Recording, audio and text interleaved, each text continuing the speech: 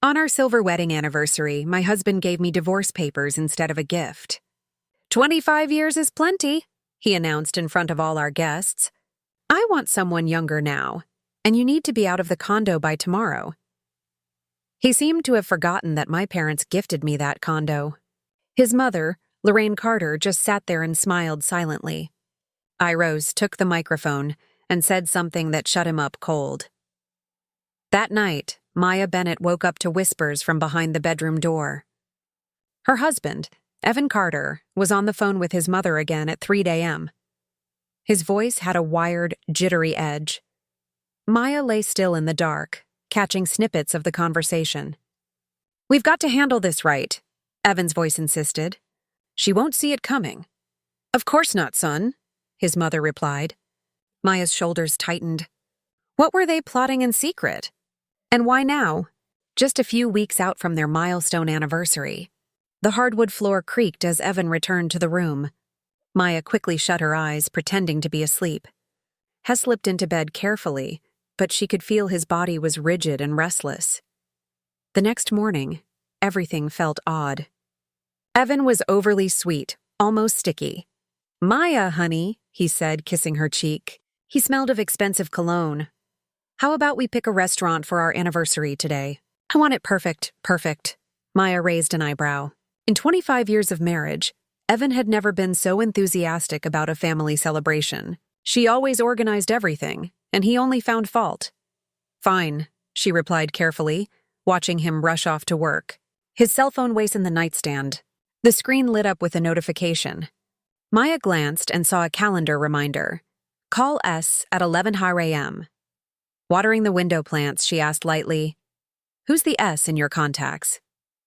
Evan spun around abruptly. For a second, Maya saw panic flash in his eyes, but he quickly calmed himself. "Ah, Spencer, a colleague in Seattle. I'm just consulting him on a work issue. It was a lie." Maya knew her husband like the back of her hand. When he lied, his left eye always twitched, just like it was doing now. "I see," she replied with a smile. But deep inside, her chest tightened. Once he left, Maya stood by the window gazing at the gray October sky over Georgetown. 25 years, a quarter century since they met in college. She was a standout accounting student. He was an up-and-coming manager.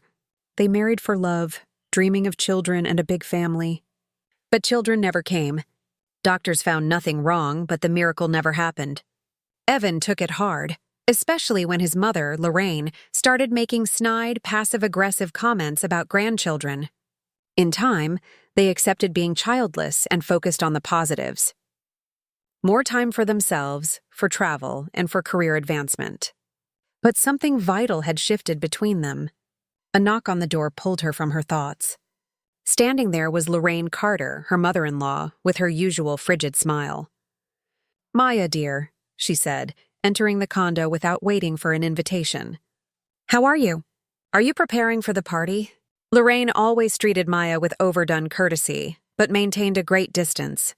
In 25 years of marriage, she never once called Maya her daughter. "Slowly but surely," Maya replied, leading her to the living room. "Evan wants to celebrate at a restaurant." "Very good," Lorraine responded brightly. "A respectable venue with guests. Doing everything at home just doesn't show how important the date is." She began looking around the living room as if evaluating it. Maya knew that look. It always made her feel, without a single word, that Lorraine's suburban mansion was larger and better decorated. "By the way, Maya, dear," Lorraine said, settling into an armchair. "I've been thinking about the future. Evan is not so young anymore. He's 53 and, well, we don't have grandchildren. Don't you think it would be a good idea to set up a will that accounts for grandkids, just in case?" Maya felt a chill. "What grandchildren?" "Lorraine, we don't have children." "Well, for my nephews," she said dismissively, waving her hand. "I have 2 nephews, good boys, studying, working. If we don't, the government will take everything." Maya slowly placed her teacup on the table. "And where do you keep the condo deed?" Lorraine suddenly asked, as if it were a casual afterthought. "I'm only thinking about the boys' future, the nephews, the young people." That was it. Maya understood the subtext. They're in the safe, she replied dryly. But why do you ask? Oh, just in case. You never know, Lorraine said. Good to have things organized. When Lorraine finally left, Maya sat insolence, piecing things together. The late-night call, Evan's strange burst of affection, and now Lorraine's pointed questions about the title. Bit by bit, the puzzle was forming, and she did not like the picture. She went to check Evan's computer. He had never changed the password before. He always used a simple key, the date they met, but it didn't work this time. Her heart raced. In 25 years, he had never kept secrets from her. She tried his birthday, nothing. She tried his mother's. Nope. Then it occurred to her to try their wedding date, but in reverse. It worked. The browser history opened, and what she saw gave her a knot in her stomach.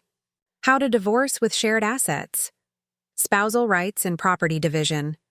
Legal advice for separation. He had searched all of this over the past 2 weeks. With trembling fingers, she kept scrolling page after page. How to keep the condo in a divorce. Legal tricks for dividing assets. Suddenly her phone rang. It was her friend Brooke. Maya, you won't believe this. Your guy, Evan. I saw him at a jeweler in Tyson's Galleria with a younger woman. They were looking at rings. She was clinging to him, hugging him like nothing. What did she look like? Maya interrupted softly. About 30, blonde, very put together, wearing a super expensive coat, pretty, but she looked superficial. And they were supinely affectionate. Are you okay, Maya? I'm fine, Maya lied. Everything's fine. But nothing was fine. That evening, Evan returned with a bouquet of roses and a box of fancy chocolates. For my one and only, he said confidently, kissing her lips. One and only. How ironic, Maya thought. She looked him straight in the eye. We need to have a real talk about our future. Evan tensed. It was subtle, but she saw it. About what? He asked, turning on the TV, pretending to be absorbed in the programming. Everything's fine, right? The anniversary is in a week. All our friends will be there. Let's not mess up the vibe with heavy conversations. We'll talk after the party. Okay, after the party. That meant something big was planned for the party itself. Maya nodded, feigning acceptance, but felt an icy coldness within. After 25 years, she knew her husband well. He was preparing something calmly and coldly, involving his mother and surely a lawyer. What Evan didn't know was that Maya had an ace in her pocket, something that could unravel all his plans. And for now, she wasn't going to tell him a thing. The next day, Maya woke up with a knot in her stomach, as if a terrible tragedy had struck the day before, and she was just learning to live with it. Evan left early without breakfast. I have a meeting, he said. A meeting? Maya thought bitterly. She knew exactly who that meeting was with. At 11 a.m., the home phone rang. Evan had forgotten his cell phone, leaving it face down in the kitchen. Maya didn't answer, but the answering machine recorded the message. Dee, it's Mom. I spoke to Mr. Dalton. Everything can be arranged. The important thing is that she doesn't suspect anything until the very last moment. Call me when you're free. Dalton, the supposed Seattle colleague. Now it all made sense. Maya felt the ground give way beneath her. 25 years, a quarter-century beside a man who was now planning his betrayal. Like it was office paperwork. She approached Evan's phone. It required a 6-digit code. She tried the date they met. September 1st, 1999. Nope. She tried Lorraine's birthday. Nothing. Then she remembered the blonde from the jeweler's. Her intuition told her to try March 8th, International Women's Day. It worked. The lover's birthday. The text confirmed everything. Alyssa, my love, just a little more patience. After the anniversary, everything will be handled. The condo will be ours. Dee, you said we'd be living together by New Year's. I'm tired of hiding. My love, everything ice and track. Mom already lined things up. Maya suspects nothing. Dalton says if we play it right, she'll only get half. I'll keep the condo. Maya slumped into a chair, her hands shaking. They were planning her life as if she were a piece of second-hand property. Evan, his mother, the lawyer Dalton, the mistress Alyssa, all tangled in a trap where she was the prey. And the worst was yet to come. Hey, Mom, are you sure the condo title is in both our names? Maybe we lucked out and it's just mine. Son, I saw the copies when you bought it. Both names are on there, but Dalton says there are angles. The key is getting her to sign the waiver. And if she won't sign, she will. After what we're going to pull at the party, she won't have any other choice. What did they plan to do to her? Maya felt anxiety rising in her throat. They were going to humiliate her in front of everyone, maybe even accuse her of something. Without wasting time, she copied all the important messages to her own phone and put Evan's phone back where she found it. She needed a plan. She needed help. She called Tanya Miles, her college friend, now a family attorney. They didn't talk often, but their friendship remained strong. Maya? Tanya said when she answered. Long time. What's going on? Can we meet today? Maya asked, trying to sound calm. I need a consultation. Sure, I'm free at 6. Come to the office and we'll talk. Tanya's office was downtown in a modern high-rise. She greeted Maya with a hug but immediately noticed the tension. Grab a seat. Tell me everything. What happened? Maya took a deep breath. Let's say a friend of mine is having trouble with her husband. He wants a divorce, but he's hiding it, and it looks like he's setting a trap. Tanya looked at her intently. Are you sure this is hypothetical, Maya? Maya was silent for a few seconds, then told her everything. The late-night calls, the phone messages. Alyssa, her mother-in-law's scheming, everything. Tanya listened, occasionally asking for clarification. I get it, she said finally. This is serious, but you're not lost. The good news is you moved fast. Tell me about the home. When did you buy it? Whose name is on the title? Both of us in 2005, Maya said. 50-50. Are you employed? Yes. Controller at Alliance Development Group. 15 years. And the weekend cabin is in both names too, but it's not worth much. The condo is the big asset. Tanya jotted down notes. Maya, they can't touch what's legally yours if you keep a cool head. In a divorce, everyone gets what the law says. No one can force you to waive your share. But it's obvious they're planning something nasty, push you into a weak emotional spot, a scandal, an accusation, something to break you. You need to be ready. How do I get ready? Start gathering evidence. Save screenshots of every text, Tanya said. Record calls if you can and it's legal. Move some funds into an account that's only yours. Most of all, don't tip them off that you're on to them. Maya nodded. For the first time in days, she felt something close to relief. She finally had a plan. She had backup. Thanks, Tanya. What do I owe you? Tanya smiled. Nothing, girl. Friends don't bill friends. Just keep me posted. And remember, whatever happens, you're not alone and you're not defenseless. Maya returned home determined to act. But what she found at the door proved the war had already started. Evan was at the entry mirror, smoothing his hair. You look a little worn today, huh? He blurted without looking directly at her. Sorry, but yeah, Maya, you've let yourself slide a bit lately. Look, turning 50 isn't the end of the world, but you've got to take care of yourself. Hit the gym, see a dermatologist, maybe freshen a few things. I saw Brooke's daughter today. She's 30 but looks 25, very polished. And you? Well, you get it. He was comparing her to younger women, laying the groundwork to justify his betrayal. I've got a meeting tomorrow, he announced suddenly. It's Saturday, but it'll take all day. Another date with Alyssa. That's fine, Maya replied calmly. And Sunday? With Mom. I'm setting up her new smart TV. Quality time with the schemers camp. That night, while Evan was in the shower, Maya checked their joint bank account online. In the past month, $30,000 had been pulled in multiple transactions. Gifts for Alyssa, retainers for the lawyer, and who knows what else, all with shared money. Maya let out a brittle, nervous laugh. They were using her own funds to bankroll her takedown, but she had an ace they didn't know about. A week earlier, a letter had arrived from a notary. Her Aunt Josephine, her father's older sister, had passed away in Germany. She had no children or spouse. She'd left everything to Maya, her only niece.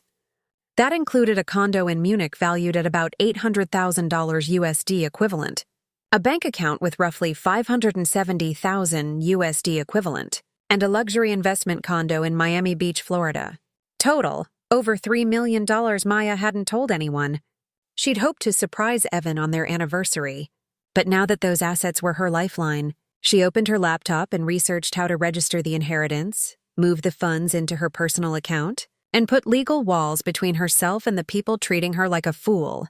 Evan thought he held all the cards. The game had just started. On Monday, Maya woke with a clear plan. First, she visited a notary, but not the one handling her aunt's case. She went to an old contact, Mr. Perry, the real estate lawyer who'd helped them buy the condo years ago. Maya Bennett, been a long time. How's Evan Carter doing?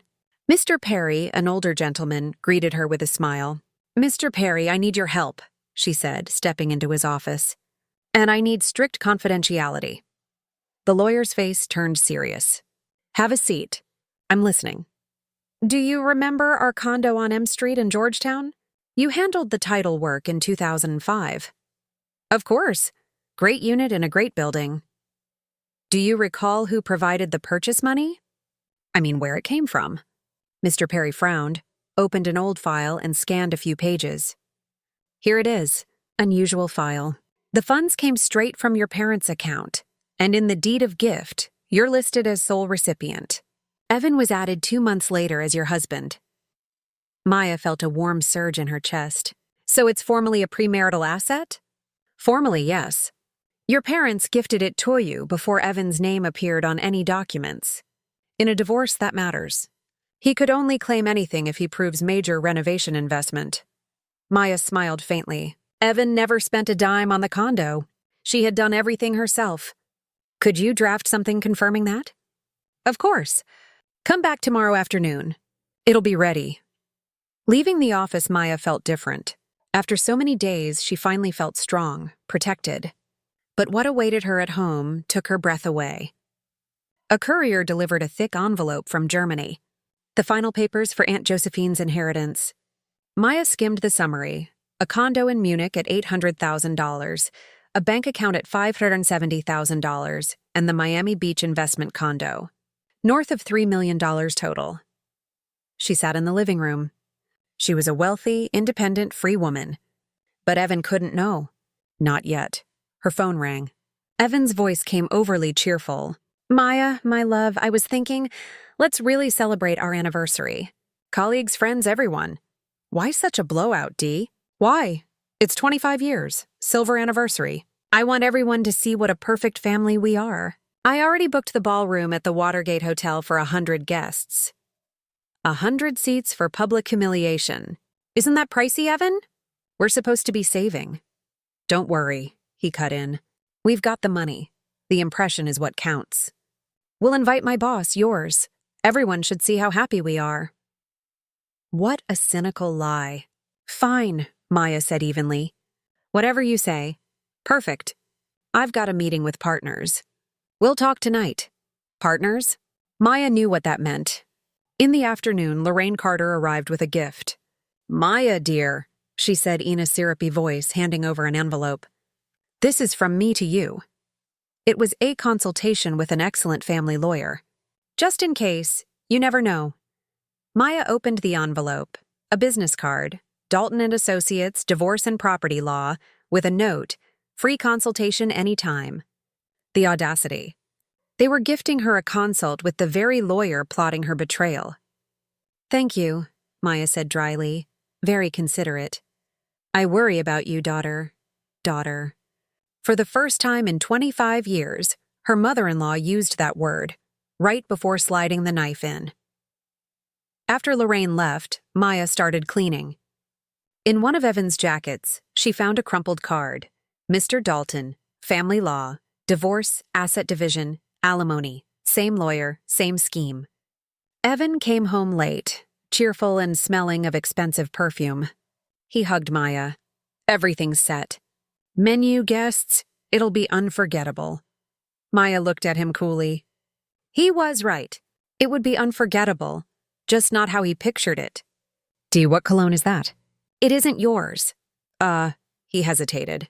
Rode the elevator with a neighbor. She wears strong perfume. Must have rubbed off. One lie after another. By the way, he added, walking toward the window. At the anniversary, I'm giving a special speech about our life and future plans. What plans? You'll see. It's a surprise. A surprise. Maya felt a chill. She couldn't sleep. Around 2 a.m., she heard murmurs. Evan was on the phone in the hall. She rose quietly and pressed her ear to the bedroom door. Mom, everything's perfect. Restaurants booked. Guests confirmed. After the toast, it all happens. Are you sure she doesn't suspect? How would she? She's trusting to a fault. Always has been. And if she won't sign the papers, she will. After what I say in front of everyone, she won't have a choice. They'll finally see what she's really like. Dee, wouldn't it be kinder to do this at home? No scene? No, Mom, it has to be public. Then she can't make a scene or argue. She'll go straight home, and Dalton will be there with the documents. Quick, clean, no drama. And Alyssa's already in the loop. She's coming to the anniversary. I'll introduce her as my new assistant. You're cruel. Not cruel, practical. 25 years is plenty. I deserve to be happy, even if it costs her. Maya went back to bed but couldn't sleep. So Alyssa would be at the party too, watch the ambush, then slide into Maya's place. That's what they thought. In the morning, Maya went to the bank. She opened a personal account and transferred half the joint savings. If Evan wanted to keep spending on his mistress, he could do it with his half. Then she met the lawyer for the document confirming the condo was hers before marriage. Next, she went to work. Mr. Budrow, she said to her boss, stepping into his office. Do you have a minute? Of course, Maya Bennett. Everything all right? I'm okay for now. I just want to flag that I'm heading into a rough personal stretch. Divorce? He asked, frowning. Seriously? I thought you two were solid. You even invited me to the anniversary. That's exactly why I'm giving you a heads up. If things go sideways, I'm hoping for your support. My work won't suffer. You're the best controller we've had in 15 years. Whatever happens, your job's safe. That night, while Evan went to another meeting, Maya pulled out the inheritance packet. She needed a clear, well-built plan. The Miami Beach condo was empty. Aunt Josephine had rented it out, but the lease ended a month ago. Maya could move there after the divorce. With the German bank funds, she'd have financial independence for years. And most importantly, the document proving the DC condo was premarital. Evan would never see that coming. Tomorrow was the anniversary. He thought he'd dropped the hammer, but he was the one about to get blindsided. Maya locked the papers in the safe and smiled. Thursday morning, she went to the German consulate. She needed to formalize the inheritance to access Aunt Josephine's accounts. The consul, an older gentleman with a neat beard, studied the papers carefully. Everything's in order, Ms. Bennett. Your aunt was very prudent. The bank accounts will unlock in about a week. And regarding the Miami Beach condo, title passes to you immediately. Here are the documents. You can do with it as you wish. Maya tucked the papers into her bag. She now owned 3 properties, over $1 million in cash, and, most valuable of all, complete freedom. That same day, she opened another euro-denominated account top rep for the international transfer. The banking advisor, a young woman, glanced at the numbers with wide eyes. Wow, you did very well with that inheritance. Yes, Maya smiled. My aunt was incredible. Leaving the bank, she felt a weight lift. For the first time in years, she felt truly free and independent. She no longer cared what Evan was plotting. That wasn't her problem anymore. But the surprise waiting outside the Watergate Hotel hit hard. She'd gone to check the anniversary arrangements, and right by the entrance, a young blonde in an expensive coat was on the phone. Dee, my love. This place is amazing, Alyssa was cooing. The ballroom's huge. The decor's gorgeous. You promised we'd live in a big condo soon, and I can already picture the parties. It was Alyssa, her husband's mistress. She stood just a few feet away, gushing about the life she'd have with him. Maya froze, watching. There was no question. Pretty, about 30. Great figure, glossy hair, perfect nails. But her eyes were empty, cold, calculating. I know tomorrow might be tough, Alyssa continued. But you said after your speech she'll understand, and I'll be there as your new assistant. Romantic, right? Publicly humiliating your wife, romantic. Maya stepped closer. Excuse me, do you know where the manager is? Alyssa turned, raked Maya up and down with disdain. No idea, she said coolly. I don't work here. She went back to her call. Dee, some ladies over here asking me questions. Okay, see you tonight. I love you. Some lady? Maya smiled to herself. Tomorrow, this lady would be the one delivering the surprise. The restaurant manager, a kindly, full-figured woman, received Maya with a smile. You're here about tomorrow's anniversary. Mr. Carter already covered everything. Ballroom for 100, banquet, live band. And how much did that run? $45,000. Your husband asked for the absolute top tier. $45,000 to humiliate her in public. Maya nodded. I see. Can I take a look at the ballroom? Of course. The room was luxurious. High ceilings, crystal chandeliers, immaculate white tablecloths, massive mirrors on the walls.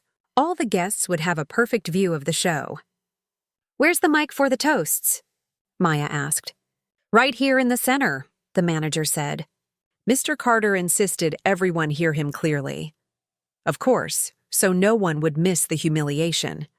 At home, Evan was waiting, nervous, pacing with a sheet of paper in his hand. Maya, he said quickly, tucking the paper away. Where were you? At the restaurant, double-checking everything. What do you think? Impressive. 45 grand for one night. Seriously, Dee, don't you think that's too much? We have other plans, right? Don't worry about it, he scoffed. The money's there.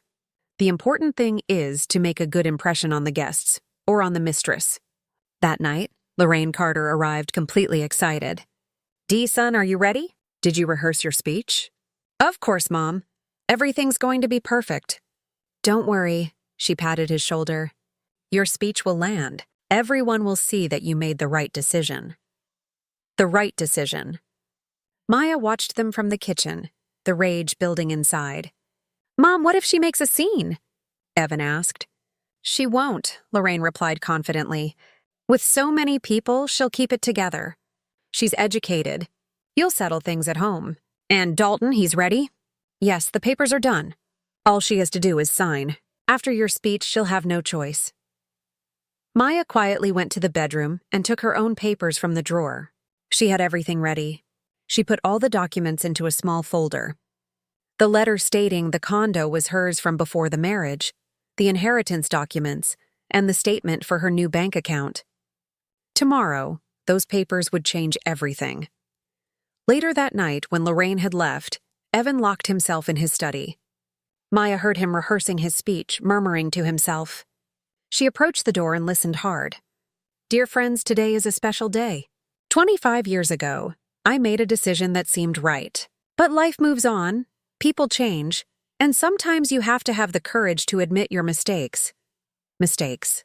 25 years of marriage was his mistake. I thank Maya for these years, but honesty demands I speak the truth. We are different people with different values, with different plans for the future, and I have made a decision. Therist was muffled, but the meaning was clear. Maya returned to the bedroom. She had no desire to sleep. In the morning, Evan woke up in a good mood. Maya, he said, adjusting his tie in front of the mirror. Today is a great day. Yes, our anniversary. Not just that, he said with a strange smile. Tomorrow your life is going to change, and so is mine. Completely. Completely? You'll see. You're going to be surprised. Surprised? Dee, can I ask you a question? Sure, what is it? Did you ever really love me? Truly. Huff rose, tie in hand. What a strange question. Why are you asking that on such an important day? Just curious. Of course I loved you, he said without looking at her. And I still love you in my own way. In his own way, like someone who cares for an old piece of furniture that has served its purpose. I understand, Maya said quietly. Throughout the day, Evan was frantic, calling the restaurant, checking the guest list, giving orders. By the evening, he was visibly anxious. You ready, Maya? She stood before the mirror in a new, elegant, dark blue dress bought especially for this day. Ready? Then let's go. It's time for the truth to be known. The truth. Maya grabbed her purse where the documents rested. Yes, it's time for everyone to know the truth. They didn't speak on the drive. Evan was nervous, drumming his fingers on the steering wheel. Maya watched the city lights through the window. 25 years ago, they also rode in silence to the courthouse. But that silence was one of excitement and love. Today it was the silence before a battle.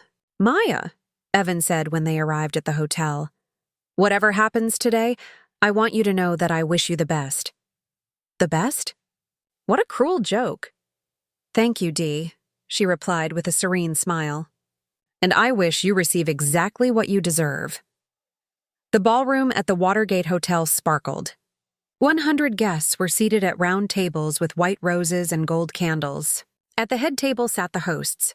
Maya smiled and accepted congratulations, but inside she was tense.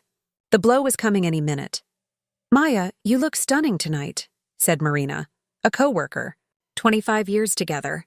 How romantic. Yes, Maya said, looking around. Very unexpected. All of it. In one corner of the room stood Alyssa, Evan's mistress. She had been introduced as his new marketing assistant. Young, pretty, in a very expensive dress, she chatted calmly with some colleagues as if nothing were amiss. Evan Carter, congratulations on your anniversary, said Mr. Michael Budrow, the CEO of Evan's company. Rarely does one see such solid couples. Thank you, Mr. Budrow, Evan replied, shaking his hand. Today is a special day.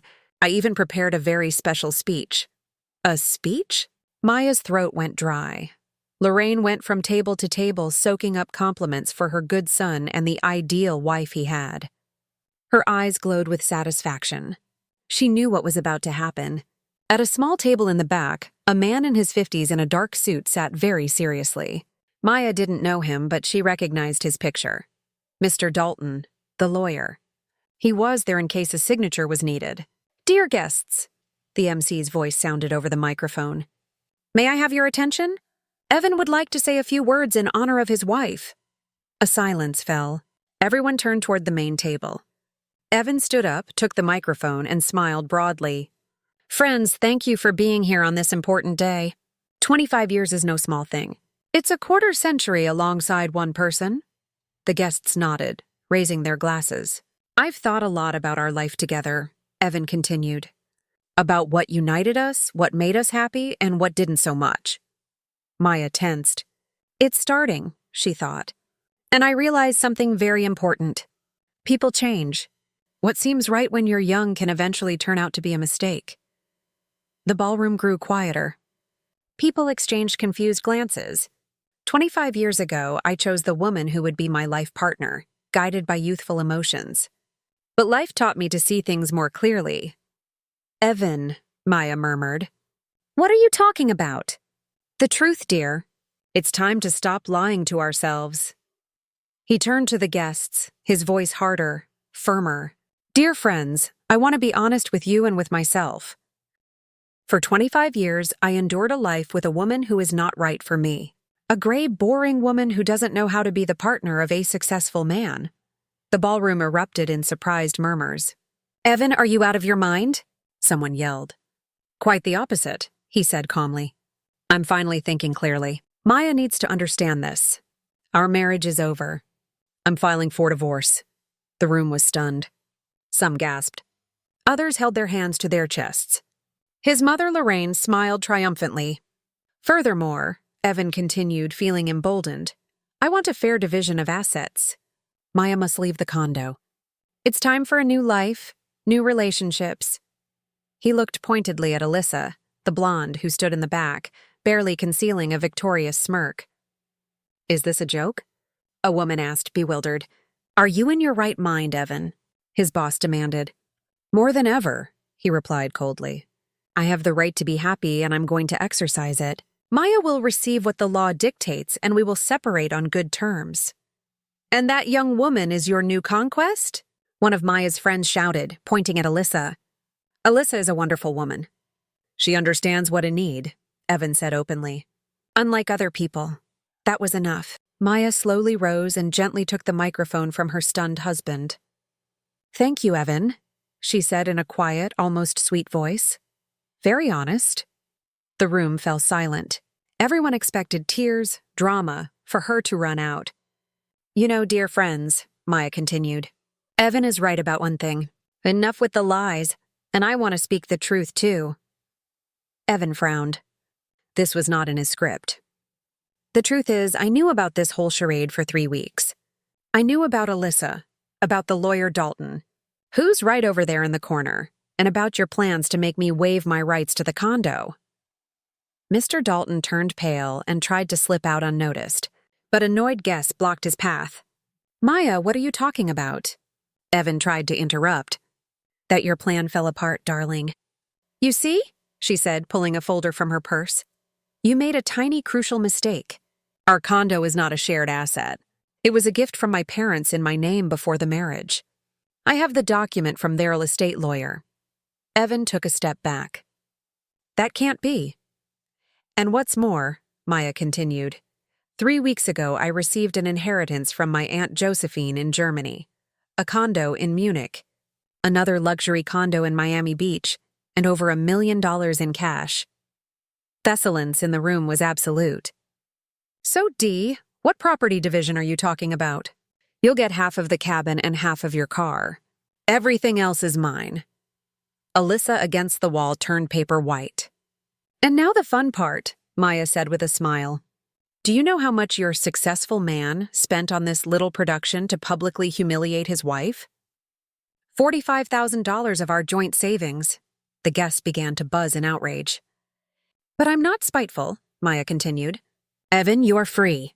Take your wonderful woman, as you called her, and live wherever you like, just not in my condo. Wait, Evan whispered. We can talk about this. There's nothing to talk about. I'm filing for divorce tomorrow. Dalton can leave. I don't need him anymore. She then turned to the guests. Dear friends, I'm sorry your evening took a turn, but sometimes truth outranks appearances. Thank you for being here. Now you know who's who. Maya set the microphone on the table and walked toward the exit. Behind her, a scandal exploded. Evan, you're a complete jerk, a woman yelled. How could you do that to your wife? 25 years and you pull this? Alyssa tried to slip out quietly, but a furious knot of guests blocked her path. And what about you, homewrecker? Think stealing another woman's husband would be easy? Got no shame? Lorraine Carter went table to table trying to explain, but nobody was listening. Meanwhile, Maya stepped outside the restaurant and breathed the cool night air. Freedom. She paused at the door and glanced back at the chaos inside. Through the big windows, she saw the house of cards Evan had been building for months collapsing. He stood in the middle of the ballroom, pale, rattled, like an actor who'd forgotten his lines. The mic lay on the floor, guests shouting around him. Mr. Michael Budrow, the CEO, approached. Evan Carter, I'm deeply disappointed in you after this spectacle. We'll need to revisit your position at the company. But Mr. Budrow, you don't understand, Evan stammered. It's not what it looks like. Maya twisted everything. Twisted, interjected Marina, one of Maya's co-workers. We all heard what you said. 25 years enduring a colorless woman. Aren't you ashamed? In another corner, a different scene unfolded. Alyssa, finally realizing her luxury condo fairy tale was over, pushed through angry guests. Evan! She grabbed Evan's sleeve. What's going on? You promised me a condo. Where's the money you gave me for our new life? Shh, Evan whispered, glancing around nervously. Not here. Why not here? Alyssa snapped, growing hysterical. I've been waiting 3 months. You said we'd live like royalty after the divorce. Now what? Guests turned, curious, some already recording on their phones. Stop it, Evan pleaded. We'll talk later. But Alyssa let out a bitter, almost hysterical laugh. Talk about what? You don't have a condo or money. You conned me, she faced the guests. Want the truth? This successful man promised me riches for months. Had bought me jewelry with his wife's money. He promised a huge downtown condo. Alyssa, shut up! Evan screamed in panic, but it was too late. And he took out loans against their shared assets, she spat, running hot. He figured his wife would never find out. He took $20,000 from Chase and another $15,000 from Wells Fargo. He blew it all on me. The room went dead quiet. Even Maya hadn't known that. Lorraine, who'd tried to stay inconspicuous, rushed toward him. To Evan. Son, what is this woman saying? What loans? What inheritance of Maya's? Mom, not now, Evan mumbled. Not the time. I mortgaged my mansion to give you money for the lawyer. And now what? How am I supposed to pay? Another gut punch. Even his mother was in hock because of his scheme. Wait, one guest cut in. Did he hear right? The three of you planned to deceive Maya? No, 3. 4, Alyssa shot back, venomous. The lawyer, Dalton, too. He was going to make her sign a waiver on the condo. Everyone turned toward the corner where Dalton had been sitting, but his chair was empty. The lawyer had already bolted. Snake! Lorraine shrieked, lunging at Alyssa. This is all your fault. You drove my son crazy. My fault? Alyssa blazed. Your son groomed me. He said his wife was a fool, that he'd manipulate her easily. Men stepped in, separating them before a fight broke out. What a disgrace, a woman said loudly. Mr. Budrow, doesn't Maya work for you? Yes, and she's the best controller I've had in 15 years, the CEO said, firm. After this circus, the only thing I'm doing is giving her a raise. And this guy, he glared at Evan with contempt, can look for another job. With this reputation, he won't get far. Evan bounced between his mother, his mistress, and the furious crowd, trying to patch things up. People, you don't understand, he yelled. I have the right to be happy. 25 years is too much. An older woman approached, Aunt Clarice, Maya's aunt. Did you ever think how she felt living 25 years with a self-absorbed man like you? Aunt Clarice is right, other family members said, rallying to Maya. What a disgrace. People like you don't belong in our family. Good thing Maya found out in time, added her cousin Dwayne. Otherwise, you'd have kept fooling her forever. Hey, what if we post this? One of the younger guests said. Let everyone see who this Carter guy is. Yeah, others agreed. Let's trend our silver anniversary traitor.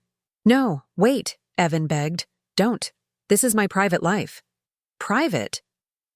Alyssa laughed. You humiliated your wife in front of 100 people. Now you care about privacy? Slowly, guests began to leave.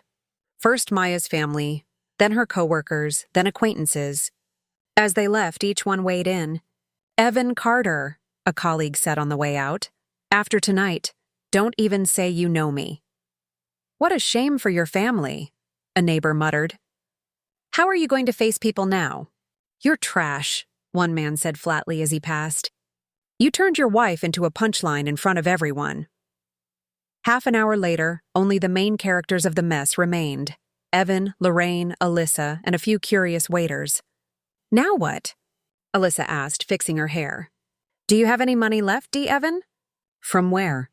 He complained. I spent it all on the party, your gifts, and the loans. Who's paying them? I don't know. Maybe I'll sell the car. The car? Alyssa laughed, bitter. Be serious.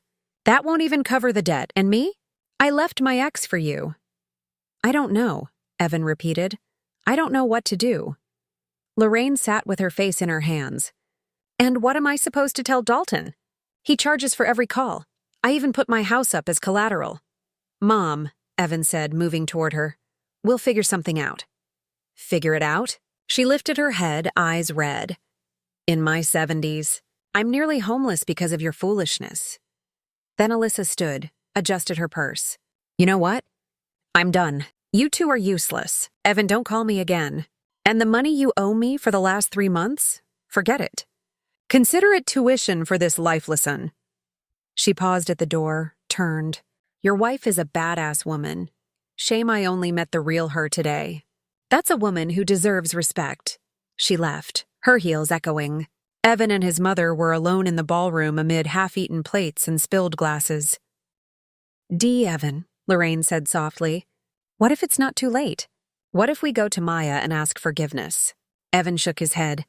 It's too late, Mom. You saw her face. She'll never forgive us. Then what do we do? I don't know, he said for the 3rd time. I swear, I don't know. Meanwhile, Maya rode a taxi back to the condo, watching the city lights. In her purse, She carried titles to 3 properties and a bank statement showing over $1 million. The driver, an older man, glanced at her in the mirror. "Beautiful night, isn't it?" "Yes," Maya said, smiling. "Very beautiful. You could say it changed my life." "That's good. Some days change everything." "Exactly," she replied. Everything changed. And indeed, her life had changed forever. 3 months later, Maya sat in court watching the life of the man she'd married fall apart. Evan looked 10 years older, gray, worn face, cheap suit instead of his usual expensive ones. The judge, an elderly woman with glasses, reviewed their records carefully. "Very well," she said at last. "The court rules as follows. The M Street condo in Georgetown is the separate premarital property of Ms. Maya Bennett and is not subject to division." Evan panicked. His lawyer, no longer Dalton but a young public defender, just spread his hands. "The cabin is marital property and is split 50-50. Same for the Lexus ES 300. "Your Honor," Evan's lawyer stood. "My client uses that car for work." "Denied," the judge said, dry. "The car was purchased with marital funds." Maya said nothing. Her friend and attorney Tanya smiled quietly. Everything was going to plan. "Furthermore," the judge continued, "it's proven Mr. Evan Carter concealed substantial debts from his spouse. A $20,000 loan at Chase, a $15,000 loan at Wells Fargo, and an $8,000 quick loan. Total $43,000. "Those are his personal debts," the young lawyer protested. "Under Family Code Section 39, the judge replied calmly. "Debts incurred during marriage are presumptively joint. However, because these funds weren't used for family benefit, but for the petitioner's personal affairs, he alone will be responsible for payment." Evan went even paler, $43,000 in debt, and all his. "This court hereby dissolves the marriage between Evan Carter and Maya Bennett. The respondent retains the condo and all bank accounts. The petitioner retains half the cabin value and half the car's value. No alimony is ordered. There are no minor children." The gavel strike marked the end of a 25-year marriage. Leaving the courthouse, Maya felt a strange peace, as if a massive weight had finally lifted. "Maya!" Evans shouted. She turned. Her ex stood on the steps, clutching a folder. "What do you want to say?" "Forgive me," he murmured. "I was a selfish fool. You didn't deserve any of it." Maya studied him.